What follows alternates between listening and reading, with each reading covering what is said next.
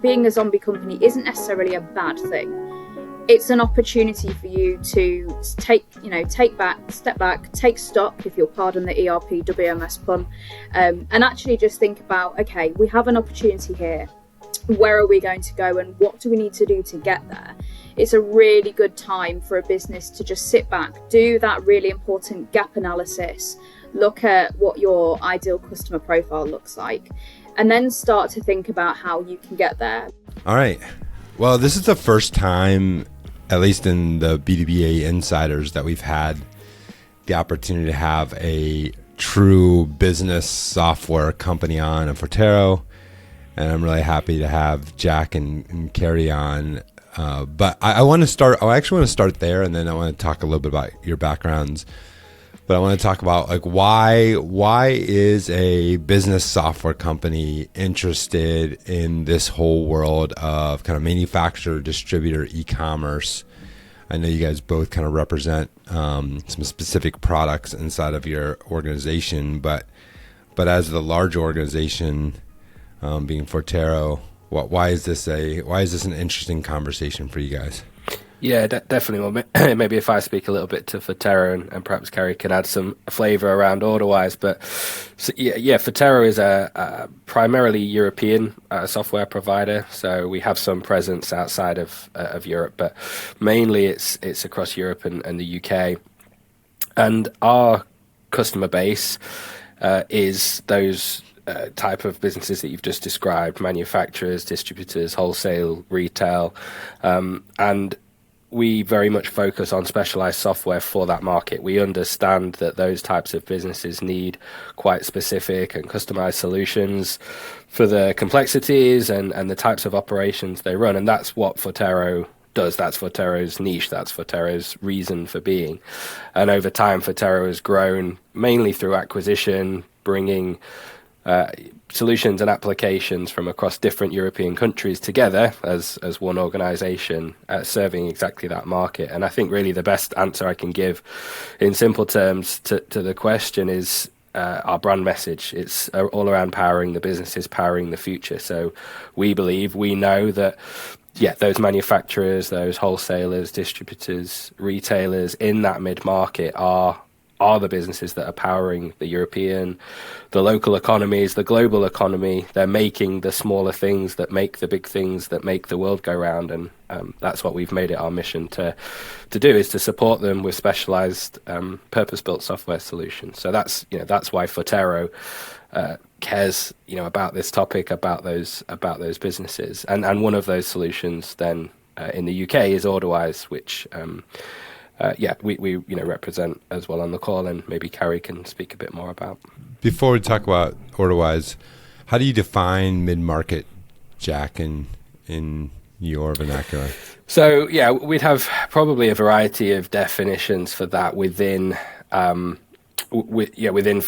and depending on the geography, depending on the product, depending on the type of business. But again, I think the best way I can describe it is really that it is almost that middle of the market. So we're not going to serve organizations that are necessarily making the aeroplane, but we are going to serve the organizations that are making and manufacturing and distributing the components that go into making the aeroplane. So it is almost that literal middle of the market in terms of the supply chain, but then also by default in terms of the size and scale of the business. But it's that area that we are serving, that we are focused on. The companies making the components that make the bigger things that make the world go round. Carrie, was Orderwise an acquisition, or is it something that was built? Yeah, so Orderwise was acquired by Forterro in June of 2022. So we've just passed our third Forterro anniversary, which has obviously been a really exciting time for us. As a product, we've been available for 34 years, but joining Forterro has really accelerated kind of our position. Really, we are very much the UK flagship of the Forterro products. And what we deliver is that platform for growth as an organization. So operationally, you may be paper-based picking. You might be finding some, let's say, challenges within your workflow. Maybe you're lacking in automation, and that's where Orderwise really levels up your operation from that more traditional, perhaps even carbon paper is, some examples of what we see coming through to, joining our software community. We kind of take you to that next step on your journey, which is increasing your profitability, increasing your efficiency. And we do that through a variety of things. So that can be workflow automation, e-commerce integration, so channeling, your Shopify website, Magento, etc., into your ERP, meaning you've got lower touch points, minimal data entry, but maximum output. And that's kind of Orderwise in a sentence, really, is minimum input but maximum output. We drive such efficiency, and a lot of our case studies do kind of, speak to that. We see over 100% efficiency gains in many of the businesses that we introduce Orderwise to. I think it's interesting because I want to talk about your backgrounds, how you got into this, because I started in the ERP world. I was actually running an ERP practice inside of an e-commerce agency. It was a bizarre situation. ERP practice inside of an e-commerce agency. And I learned manufacturing and distribution from kind of the inside out. Starting on kind of the accounting side, then supply chain and inventory and all of that. I just got a really kind of robust understanding of manufacturing and distribution. I find that a lot of people on the e-commerce side don't know as much about the inner workings of manufacturers and distributors, not having that same background. I've been doing that for almost 30 years. How did you guys get into this industry? Kind of what was kind of your story getting into that?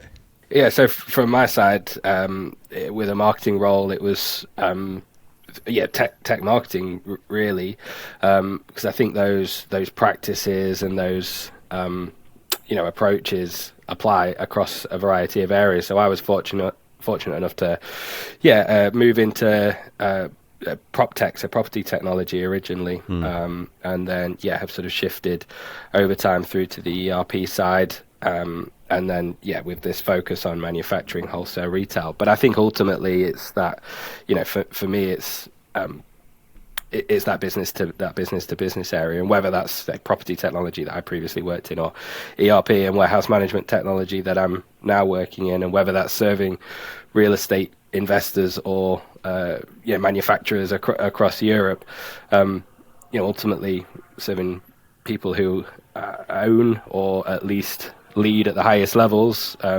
businesses that are looking to grow, that are looking to develop and put into practice their own strategy and need technology, or find technology as a really great vehicle to drive those strategies forward. So ultimately that's sort of how I've fallen into it. It's not through a particular focus on that space, but more just that understanding and I'd like to think being able to sort of tell stories in and around the tech and business to business world that apply, whether it's in this area or others.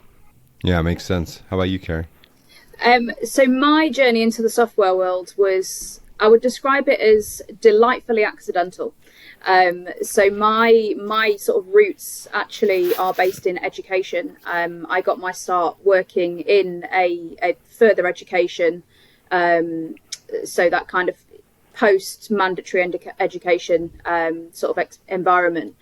As an apprentice, and apprenticeships today is something that I still advocate for hugely. It's a fantastic way to get into the industry that you want to move into. And I then moved from that into actual ERP implementation. So I implemented an ERP for a typical mid-market organisation, to be honest, manufacturer of spares and repairs for gas turbine machinery. So quite an interesting sort of sector to be operating in as well. And the opportunity came up at Orderwise to move into kind of customer success, customer engagement, managing of customer relations. And it became apparent to me, and hopefully Jack will agree, that my skill set very much lies in the technical aspects of Orderwise. So post-acquisition, the opportunity for a product management role came up. Those of you watching who are familiar with product management know that it's a role that is very much in its infancy. Product management has only existed for around 100 years, thanks to the guys at Procter and Gamble. So it's not currently sort of a natural route for people to move into. But actually, for me, it suits my skill set perfectly, because it's a balance of having a technical understanding and being able to have those conversational aspects with your software community, with external stakeholders, right down to conversations that like we're having today, to kind of feed the direction that your software is taking. So it's a very good balance between kind of customer empathy and understanding and the technical aspects to drive the product forward. So a delightful accident is how I would say I described I got into my role. As most of us do, I think my whole career is a delightful accident, by the way. That sometimes I paint a little more intentional than it actually was, by the way. I imagine. I think so. People from the outside, when they look at, especially if they're coming from the e-commerce world and they come from retail, brands and then actual retail, they don't understand this idea of the ERP is the lifeblood of an organization. In fact, so much of the technology is centered around the ERP. The leadership often in IT is an ERP leadership, not necessarily a technology leadership position. So they understand the ERP world very well, but they may not understand the technology world as well. But just because the whole company is centered around the ERP. In our prep, there was a word that came up that I wrote down here of zombie companies. Can you guys, first of all, what is a zombie company, and what's the relevance to this? Yes, I think this was something that we'd seen from a report in the UK, and essentially it's talking about companies that kind of have no growth trajectory or very little plans for further and future growth, that are operating and continue to operate, but really aren't going anywhere. For want of a better phrase, they are stuck, and ultimately, this sort of term was coined around zombie companies, but it really is just that, stuck, not moving forward, not able to get out of the day-to-day challenges and really drive forward that future growth. And what we saw from this report and what we're seeing across the UK is that more and more companies, generally within the business mid-market, are in that state.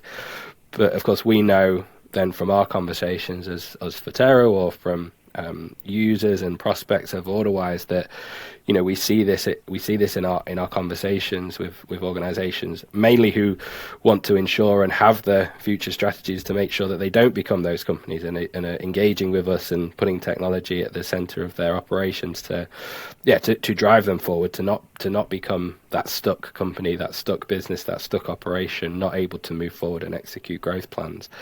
And I think the sort of the concerning stat from that report that was in the UK across business mid-market, not just specific to manufacturing, wholesale, retail, but across the UK businesses, that there are maybe as many as 1 in 6 companies that are in that or concerned very much about that.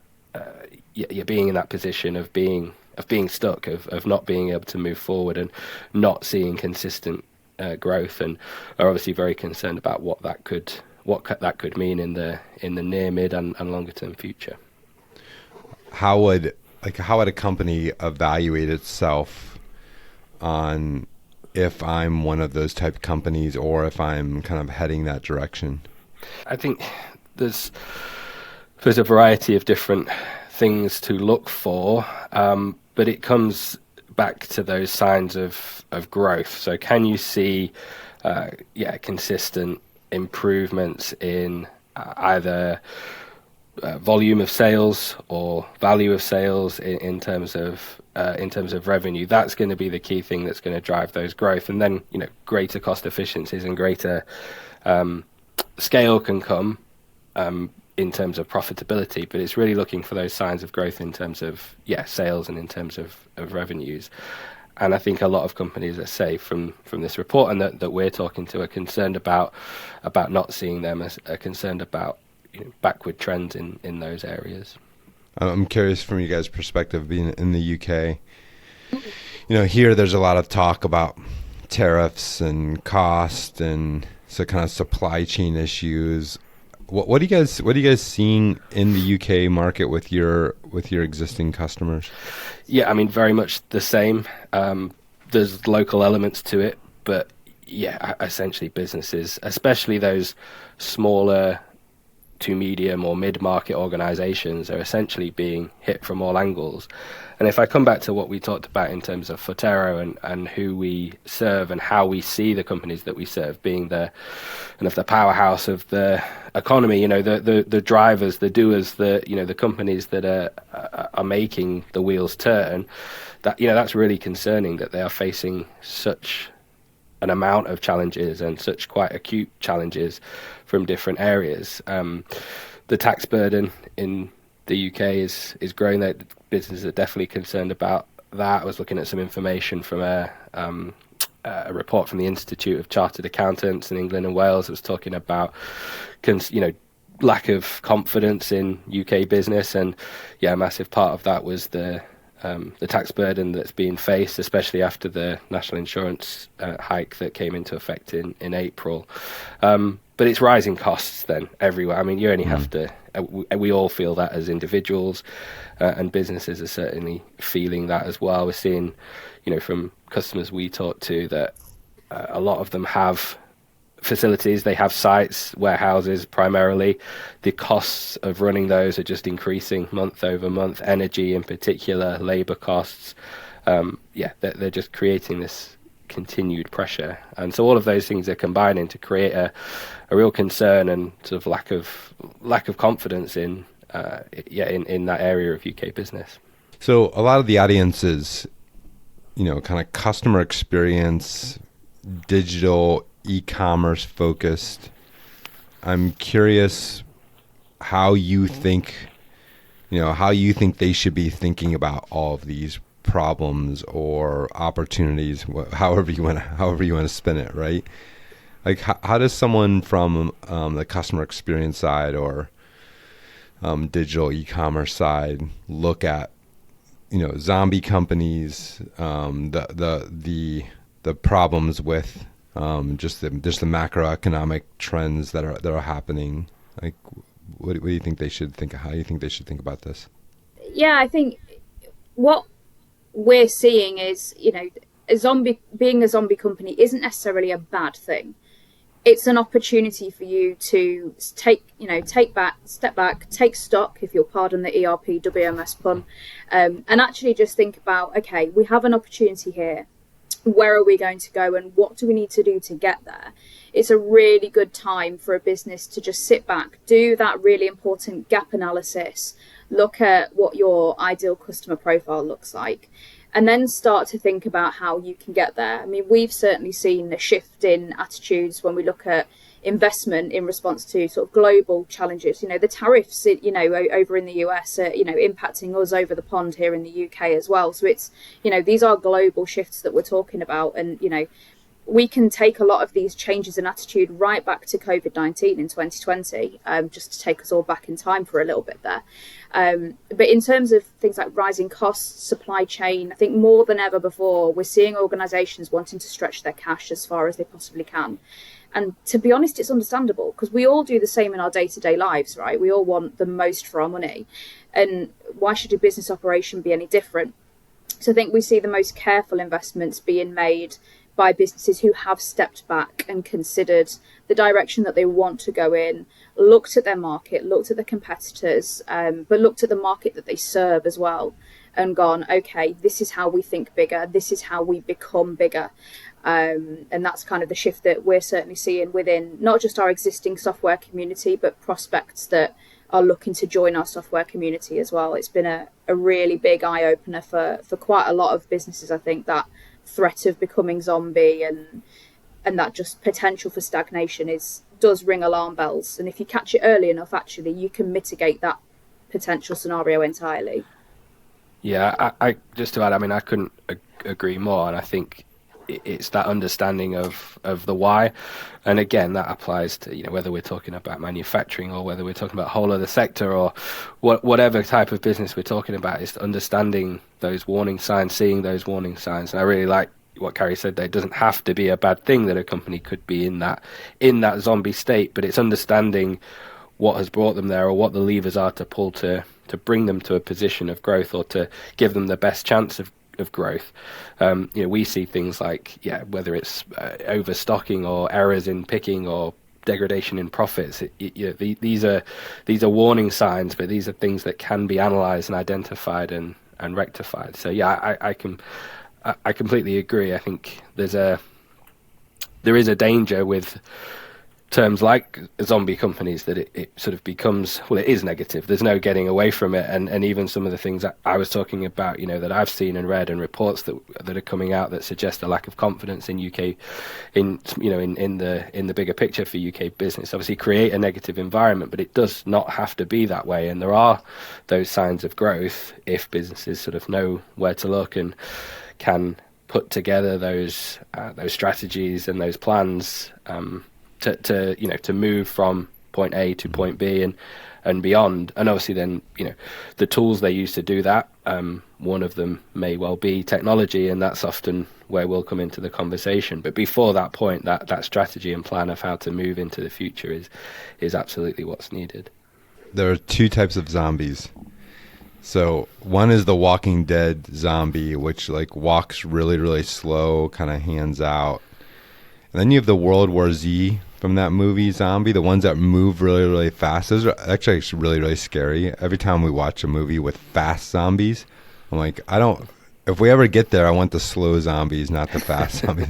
We're definitely talking about the zombies that are kind of stumbling forward and slowing down, not kind of mindless in how they're approaching it. But I like that reference a lot. And you guys have used the word in different situations of untrapped cash. And I'm curious what you mean by, like, what is trapped cash, and how does it apply to any of this? I was going to say, I think it speaks to those issues and those warning signs of that lack of growth, that zombie status that we've talked about. And I think Carrie can come in and speak more specifically in terms of some of the interactions with customers. But I think generally it is just about those operational areas of the business where there isn't efficiency or there isn't an optimized process. Quite naturally, there is going to be potential revenue and therefore potential growth that is trapped by those inefficient or non-optimized processes. And that very much comes to then what we're talking about, Justin, with ERP, and that being at the center of the business. That ERP is a technology, but it is more than that. It is like the lifeblood, the operational command center of the business, and that's where you can find some of that trapped cash. But with the right approach, the right strategy, and then the right systems, you can do things to unlock that, to find that, and go from that zombie state to one of actually of not being, of growth and of forward momentum. And I think Carrie can maybe speak about how we see that in come to life with our customer base. Yeah, definitely. I mean, trapped cash is something that we come across very often, particularly when you consider that as we touched on earlier, Orderwise is a growth product. It's a product that you can grow your organization from. But when we first begin working with an organization, it's really common for us to see sort of paper picking and the stack of unprocessed good receives note that come hand in hand with that. We see a lot of mispicks and returns, like Jack's already touched on, and very commonly we see overstocking, and that's where you start to see that trapped cash, because you've tied up that money in stock that isn't moving. And I think this is where an ERP or WMS, especially a combination of the two, really helps to take that business forward, because you get to track kind of all of the facets of your operation in that single source of truth. So there's no more finance with a spreadsheet over here and you've got the website guys over here. Everything comes together centrally, and I think there's a lot of power behind the data and the insight that can give you. I mean, one of the questions that I ask all of the businesses that I work with is, what are your top 5 products? And often when I dig into the data with them, we start to see that, okay, those 5 products are really popular, but there are a lot of other items that are sold more frequently or might be generating more revenue that they're not really thought of. And I think that's where that ERP WMS piece really comes into play, to kind of open your eyes a little bit and give you that view on, you know, how successful you are or where you can sell better. From that, you can start to build, you know, your product strategy, your cross-sell strategy, and it's something that if you're a business operating without that visibility, you might struggle to gain a view on.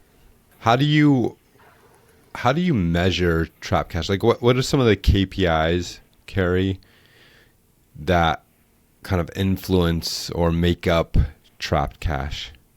Yeah, so it can be difficult to identify where your trapped cash is always a fun one, especially if you are operating across like siloed systems. I think one of the KPIs is how much are you spending on stock versus what are you sending out of the door, right? That's a major initial key indicator of, am I spending way too much, you know, versus what I'm getting back in response. ROI is key in every organization and every operation, right? But when we also look at, you know, things around productivity as well, because that can be a form of trapped cash that perhaps you don't recognize, because it's, you know, your warehouse team take home a salary regardless of how many lines they pick in a day, etc. So it might be that you don't recognize the trapped cash there because you're not tracking the inefficiencies in your picking. And when I say inefficiencies, yes, I can mean mispicking, but I can also mean things around returns. So if you're sending out faulty items, you're not doing quality control, or you are, you know, sending the wrong items, or, you know, sending too many of an item, all of that can become those kind of hidden trapped cash kind of scenarios that are really, really difficult for any business to measure, especially if we are looking at, like I say, that more traditional paper picking type scenario. I don't know, Jack, if you've got any additional insights there. No, I think that's exactly it, and I think we see those, you know, again, as businesses, it's all about that identification and that strategy and planning, because once businesses go through that process to understand the levers that they're trying to pull to improve that growth trajectory, then they can start to, you know, apply those or select, hone in on those KPIs that you're mentioning, identify where they're perhaps not performing, start to take action to improve them, see those improvements, and then we get into then we're in the cycle, right? Then we're starting to move forward, and that momentum is in place to achieve and see growth. So yeah, I think it's that there are some common KPIs or some KPIs that we see more regularly, as Carrie says, but actually I think it's also very much about the individual business understanding what their areas are and what is most important and going to have the most impact on their operation, because it can be different from company to company. I think there's probably 2 parts of this. One is visibility, and the other is execution, or what do you do about it? Like, what do you give visibility to? How do people look at that? And then there's the question of, what do they do about it? Like, seeing a number on the screen is one thing. Knowing what to do about it to reduce it or increase it, whatever the number is a different. How do you guys kind of see visibility and execution, maybe specifically with Orderwise? Yeah, I mean, visibility is probably one of the major problems that creates cash flow problems. And I think when you are looking at, you know, like you say, you've got that figure in front of you, but what comes next? You know, that's probably quantitative data, but where's the qualitative data to back that up? And I think, you know, having, you know, software in your organization that helps you drive and make informed decisions is fundamental to overcoming those cash flows. If we look at, you know, and again, to go back over the past 5 years, the supply chain has switched and pivoted in quite a drastic way, to the point that a lot of suppliers now require payment up front. You know, if you are overstocking, you're risking leaking cash that could have been better spent elsewhere. And I think to get that visibility, yes, data-driven decisions are, a fundamental part of that. Absolutely, of course they are. They provide you the science behind the decision. But there is also an emotive angle that businesses often don't think about taking, which is that root cause analysis. So looking at the trends behind the data that you've got in front of you, we see a peak in 2022. Why was that there? What happened at that point in time? And you have that internal expertise around you to be able to conclude that information. It's bringing, your internal stakeholders to the table. It's taking it out of the boardroom and actually engaging with the wider business, because, Mary in accounts will probably remember what happened in 2022, whereas, Steve in the warehouse might not. So bringing in those different views, those different visions and perceptions is really going to help, in parallel with that data that you've got in front of you, help you to say, okay, this is where we've struggled. This is where we've maybe churned. This is where we've, made a bad pick in terms of a supplier because our quality dropped and our returns increased in this period. Having all of that, teamed with your anecdotes is actually really important to help you moving forward. There's a lot of emphasis placed, and I'm guilty of it myself. We place a lot of emphasis on making data-driven decisions, but the anecdotes and the knowledge that your team have in their head as well, really can help support that strategy and give you actual visibility of where those, cash flow challenges originate from and help you to grow out of them as well. So can you guys give me an example of visibility of one of those measurements or a couple of those measurements, and then like what the execution looks like? So we see a measurement, and then what you actually do about it and what the results of that might look like.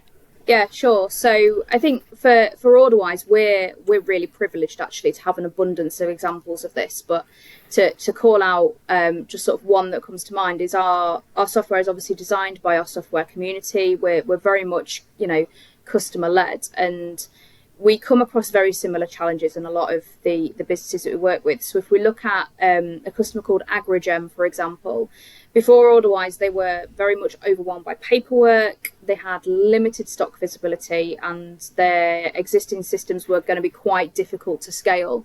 But, they're 7 years on from that, and they've had, they've got a warehouse first system that's going to prioritize efficiency. And they've got that single source of truth that I touched on earlier that handles all elements of their business. And that's not just their stock control, that's their finance, their e-commerce, and their customer engagement as well. And they've teamed that with those real-time data and alerts. So I think for them, that's resulted in, I believe it's 103% rise in order volumes in that 7-year period. But although they've increased their order volumes, they've reduced their hours spent dispatching by 1,400 hours. So they're bringing in more revenue, but they're seeing a drop in handling time because of the efficiency gains from utilising things like courier integration. So connecting to platforms like FedEx, DPD, and automating that data exchange. And I think that's kind of testament to the power of sort of operational excellence, really, when you team, that single source of truth and the power behind that with the, the mission and the drive of the business that wants to move forward. Let's talk about Orderwise. Like what specifically is Orderwise? What does it do? And kind of what are the kind of the main use cases that people would start looking at a platform like Orderwise for? So, Orderwise serves primarily the wholesale market in the UK, so wholesalers. So in really simple terms, it's businesses that are bringing stock in and moving stock out of their business. So that's like the really simple terms. But what Orderwise has then grown to through, it's 30 years plus in operation and through its history and through continued development in partnership and collaboration with those wholesalers, with those retailers, with customers that are using the platform, is it's grown to that really comprehensive business management, that ERP system. So it is stock and warehouse management at its core. So that's as opposed to finance at its core. It is stock and warehouse at its core, and integrates that stock management, sales management, accounts, finance, and business analytics with this wider ERP functionality into a unified platform that provides that full kind of operational insight. But coming back to what I originally talked about, that is, it's very specialized for that type of business. And what we often see is that, as great as some of the finance-based ERP systems that there are out there, the types of businesses that we partner with, that we collaborate with, that we serve, that use our software, they require that stock focus, that warehouse focus, because that is the thing that's the heartbeat of their business, and that is where the efficiency, the optimization is needed to drive and enable that growth. And I think that kind of almost brings me to the wider point of what Orderwise is, or what any technology is at the heart of that business. Is it is an enabler. Orderwise is a system, is a tool, is a software, is a solution, whatever word we want to use, but that it enables those businesses to enact the strategic plans they want to put in place, the operational plans they want to put in place. I often, again, working within marketing, I'll often correct if I see someone's writing about Orderwise and says Orderwise does this thing or Orderwise does that thing.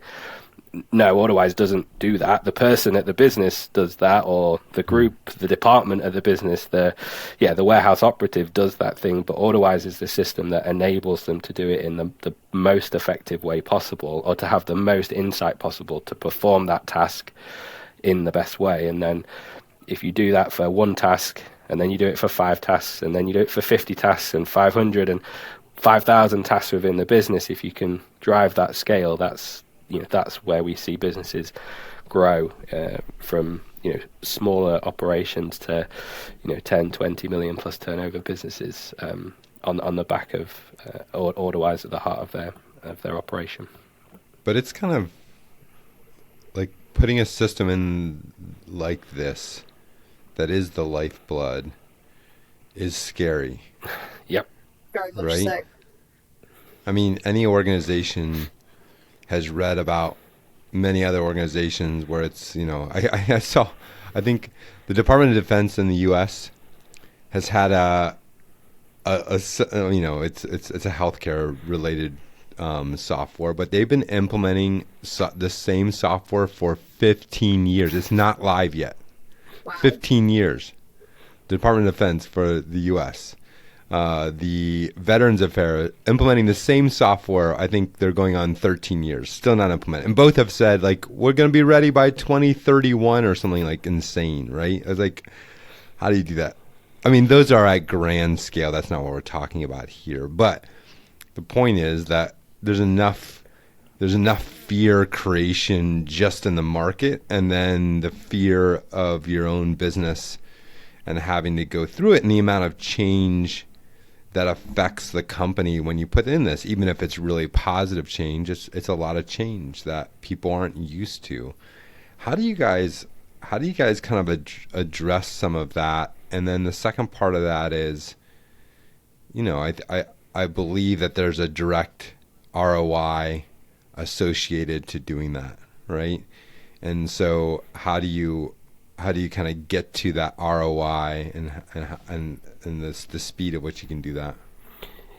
Yeah, if I maybe speak to that from the Forterro and an Orderwise story to an extent, and then Carrie can, who deals much more regularly with customers on a day-to-day basis than I would necessarily. She sees the fear every day. Yeah, can tell the real story. So I'll tell what the story. Yeah, we'd like the story to be, and then Carrie can tell the real story, and we'll see how they match up. I like it.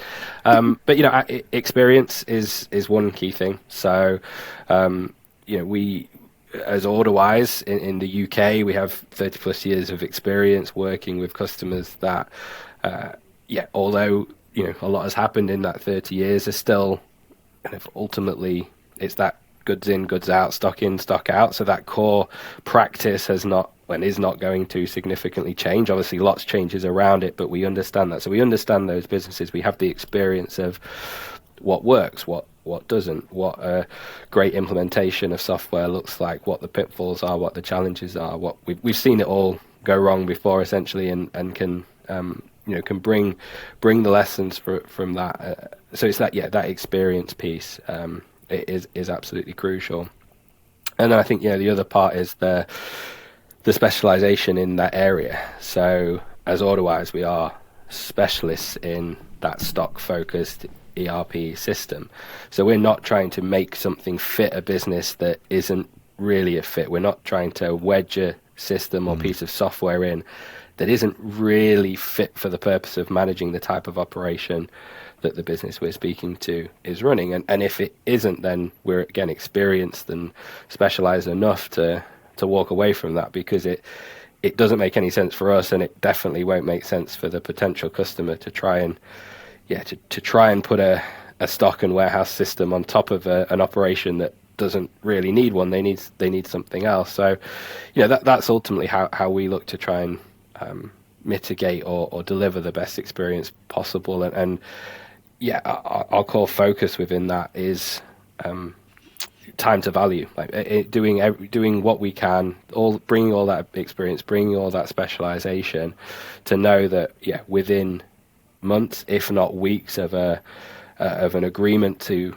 purchase our software and to implement our software, that software is already starting to generate some form of return for that organization, because we know how crucial that is from a cash flow, from a margin perspective within the types of businesses that we serve. So that's how we would talk about the story from a brand perspective. But I'm sure Carrie will tell a similar one from day-to-day interactions.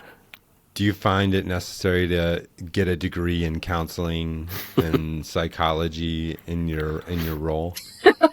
Not just yet, but perhaps in the future. Now, I think what we often see is, so everybody has heard the acronym FOMO, fear of missing out, but what we see more commonly when somebody comes to the table and says, "Hey, Orderwise, we want to look at an ERP.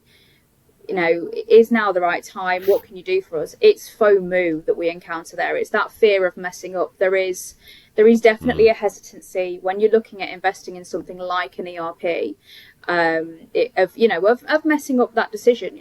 It's a big decision to make, because your entire organization is going to be embedded in this product, right?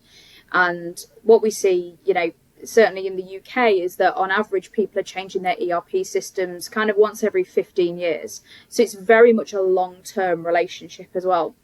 So you've got to be comfortable with who you're choosing. So I think that decision-making process, Jack's quite right in terms of implementation times. That turnaround once that decision's made can be very, very quick. But actually making that, getting to that point where you can make a decision can take time. Because businesses are very risk averse. They're careful where they're putting their cash.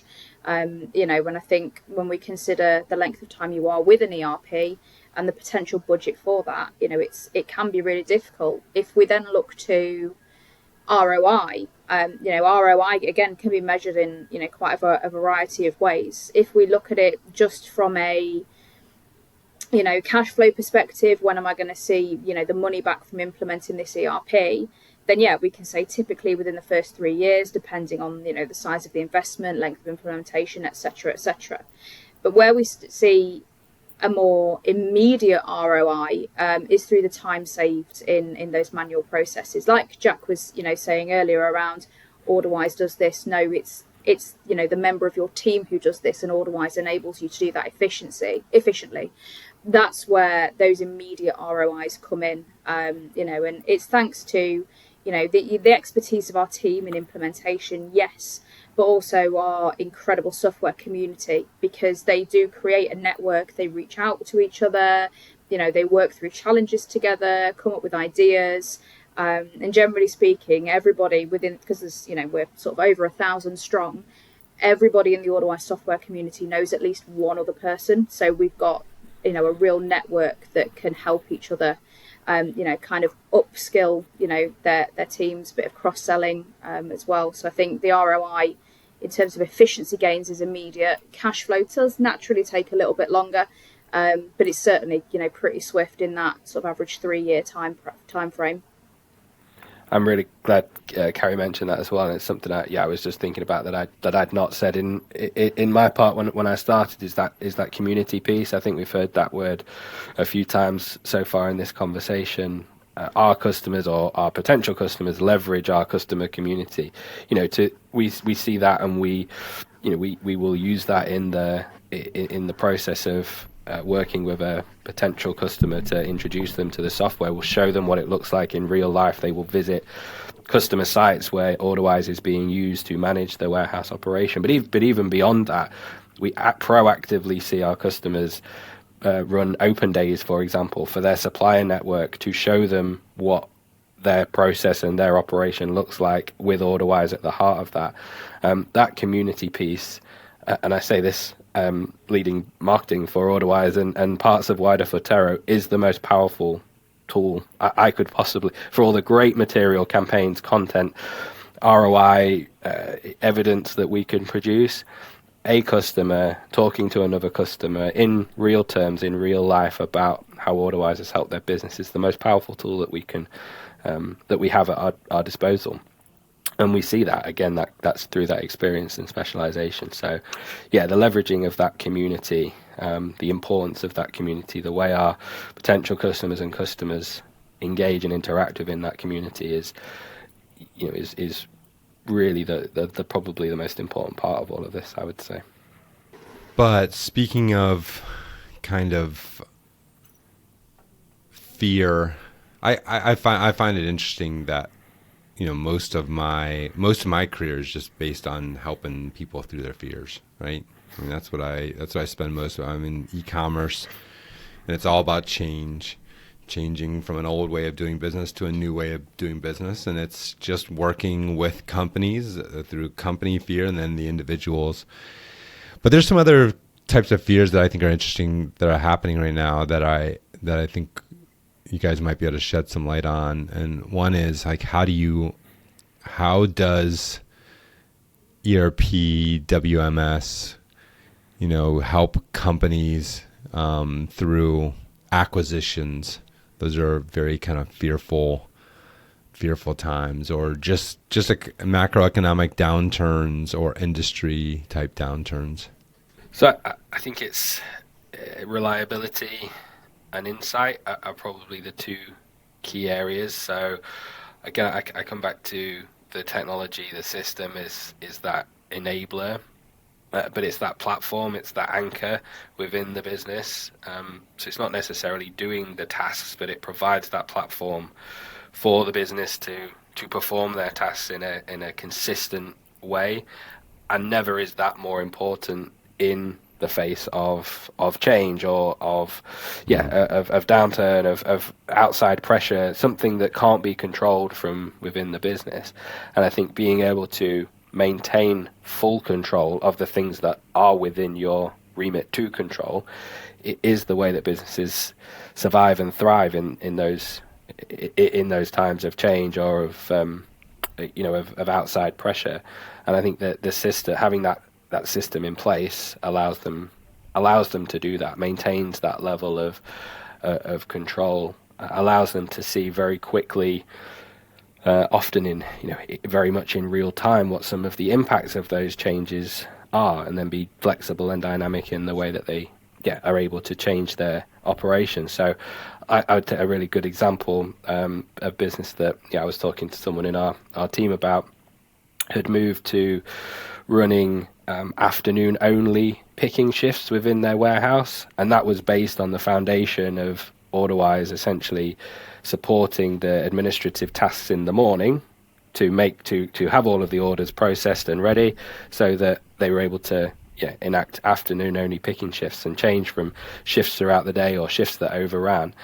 And it's that sort of ability to see and understand data and have that control from the system that allows them, in sort of with pressures that we're seeing now around the cost of managing, or the cost of labor and the cost of managing sites, to control some of that by moving to more limited picking shifts, but still being able to achieve the same results, if not better, in that time because of the efficiency that they're able to generate through the system. So I think that's an example of how the system provides that anchor, provides that platform in times of turbulence, which very much I think we'd all agree 2025 is seeing is very much a time of turbulence across the world.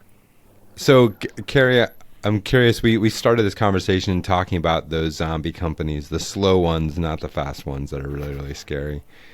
And I'm just curious on your advice, like how does a company, from your perspective, move away from kind of falling into those traps of non-growth or slowdowns that so many companies are, have the ability to fall into? Yeah, absolutely. So I think it's really important for you to, as we touched on earlier, being in that, zombie status isn't necessarily a bad thing. Yes, you don't have the growth, but you're not necessarily going backwards either. You're just kind of slowly plodding along. So don't rush into making, what could potentially be a bad, strategic move. Look at the options that are available to you. Look at what your competitors are doing, and look at what your customers, your end users are doing. If you are in the retail sector, for example, social media is an incredible platform to access because everybody loves a hashtag. Take a look at what people are saying about your product. Is there a gap here that you can really pivot on? Understand the feedback that you get from the businesses that you do work with, or your customers if you are more B2C in nature. And doing things that, as a product manager, I do this every day, conduct customer interviews, spend some time with them, 15 minutes on a Teams or a Zoom call, or, if you're able to get out there and see them and, firsthand, hands-on, what is happening in your organization, and really lean into the information that people want to give you, because people want to talk. They want to tell you what they're up to and what's been going on, and you can gain a lot of insight just by simply sitting back and going, okay, that's interesting, tell me more, why this, or why did you make that decision, why did you choose this product? There's a lot of value to be gained from just listening to what people have to say. And then, from there, you can start to look at your gap analysis, your root cause analysis. You can start to, we're going very deep into the realms of product management here, but you can start to build those persona pictures. What is a typical customer for you? What do they look like? What are they buying? What are they not buying? And, start to build, marketing strategies, communications plans, product strategies all around these, semi-fictional individuals that ultimately your organization serves. And, these are all really kind of grassroots things that you can do. Yes, you can embark on a huge SEO campaign. You can look at pay-per-click advertising, things like that. But the best asset you've got to kind of bring you out of that, sort of trance and, being in that zombie status is actually the customers that are around you, and they have a lot of information to tell you, so let them. Amazing. Anything to add there, Jack? I think all I'd say is that, to me, the thing that stands out most there is, and I think it's the right thing, is that what Carrie didn't say is go out and buy software or go out and buy Orderwise, because that is, and that's correct. And obviously that's why, we're here representing software and a software company, but it comes very much back to that. Everything Carrie talked about there was strategically, what are you doing as a business? How are you shaping your future? What does your 1 to 5 year, 10-year plan look like? What are your needs in relation to your business? And of course, if what you come to is that to execute that plan and to address those needs, you require system software, then we or companies like Orderwise are here to help you with it. But it should always start from that, strategic plan and needs assessment. So I would absolutely, I would just echo everything that Carrie said, but really highlight and emphasize that, we didn't just and wouldn't just immediately go into, go and buy software. It'll be the answer to all your problems, because it won't, but it can be a key enabler in helping you if you've got the relevant plans in place to deploy the growth that you want in your business. It covers up problems that shouldn't be covered up, but you should use technology, expose the problems, and deal with them instead of covering up, because they'll typically rear their heads in ugly ways, worse down the line if you don't. That's really, really good. I'd love to close with this. How has AI kind of worked its way into the ERP WMS world? How do you guys see AI playing out inside of your software and within your customers as well? I'm not. I don't know that how much we have seen it, and I think it where we have, it's probably around the edges of what is really going to be possible over the next 2 to 5 years. I think a lot of things that I've seen and read and understood from speakers in this area is that we are on the cusp of a wave. We are at the equivalent of what the year 2000 was for the internet. It seems like this incredible thing, but you ain't seen nothing yet in terms of of what comes next. So I think we're going to see that more and more within our space. In the next couple of years. I think there are other areas that are probably more technologically advanced than perhaps that ERP manufacturing area potentially is in terms of the speed to adoption of technology.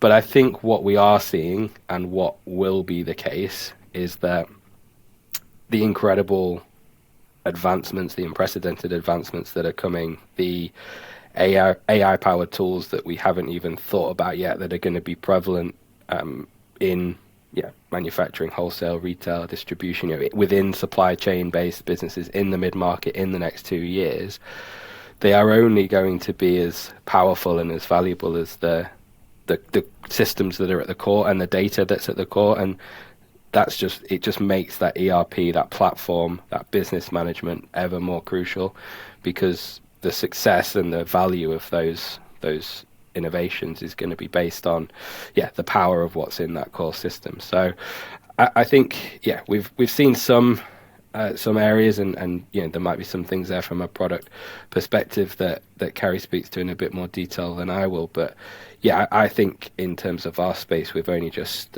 scratched the surface. But I think the good news is because of the amount of insight and data and power and intelligence that we have wrapped up in these ERP systems that are at the heart of the businesses, that the types of which we serve, that is going to power some pretty incredible things over the next few years.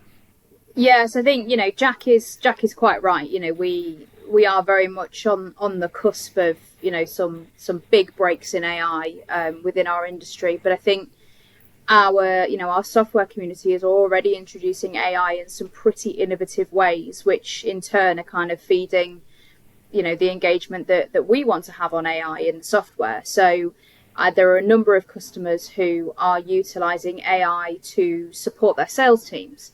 And they're doing that by integrating AI into their VoIP telephone systems, listening in on calls, taking point on, this was really good, customer responded to this well, or, this could have been better, the customer withdrew from the conversation a little when you said that, and using AI to actually conduct training and upskilling in the business. And I think that kind of use of AI is something that we're not seeing a great deal of. I think we're only seeing it in Orderwise because, as I say, our software community is so tight-knit. They share ideas and they share best practice with one another. In terms of where Orderwise is taking AI, we are a collaborative product. We're led by our software community. So the direction we're taking is thanks to, the people that have contributed. So there's a heavy focus for us on forecasting, on dynamic reporting, and teaming AI and BI together to bring an all-powerful acronym-based, information hub.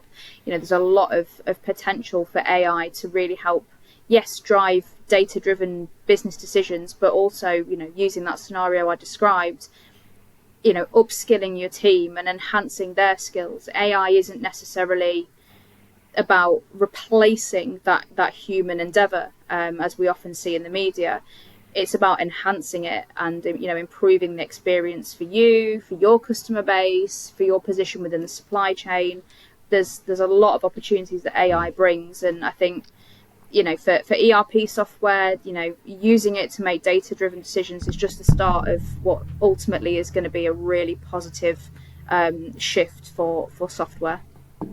I think that the two biggest areas that we've seen are really centered on e-procurement. So e-procurement using agentic capabilities to do research, pricing, negotiation without having to have a human involved, and then bringing that back to a human to say, here's your options or opportunities out of an e-procurement system of buying. And the second area that, at least from an investment Silicon Valley area, is EDI. EDI changing pretty rapidly. That's a technology from the 1960s, I think, and using, it's also massive adoption of EDI, and the changing of those systems is really, really hard and difficult, but starting to influence that. I think those are the two big areas. Carrie, Jack, thank you so much for being here. Really appreciate the insights and the information you shared with us. And we'll share links to Forterro and Orderwise and everything on the blog and inside the YouTube video and everything else. I appreciate it. Thank you very much for having us. Manufacturers, distributors, leaders in the zone. If you're building B2B, this the podcast throne. The industry's heartbeat, we're setting the tone. Turn insights to actions, it's how empires are grown. We're talking change management, breaking resistance. Strategies so sharp, they redefine persistence. Customer adoption, it's more than retention. It's building a movement, commanding attention. It's the B2B e-commerce show, where the vision is clear and the strategies glow. From the top of the globe, we're the pros who know. Turn the volume up loud, it's time to grow. We bring news, big topics, insights to spark. From the boardroom's glow to the warehouse dark. Digital transformations, the path we're paving, helping you lead through the change you're facing. This is more than a podcast, it's the industry's voice, giving you the tools to make the right choice. No fluff, just facts, no hype, just action. The show where solutions are more than a fraction.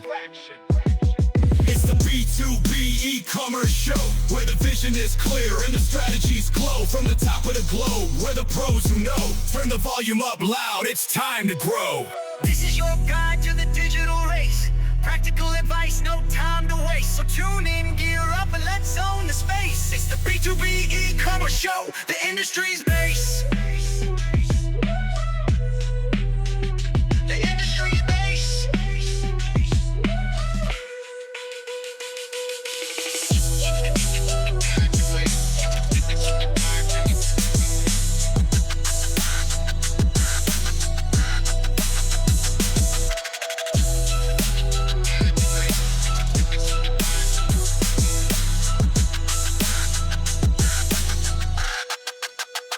The industry's base.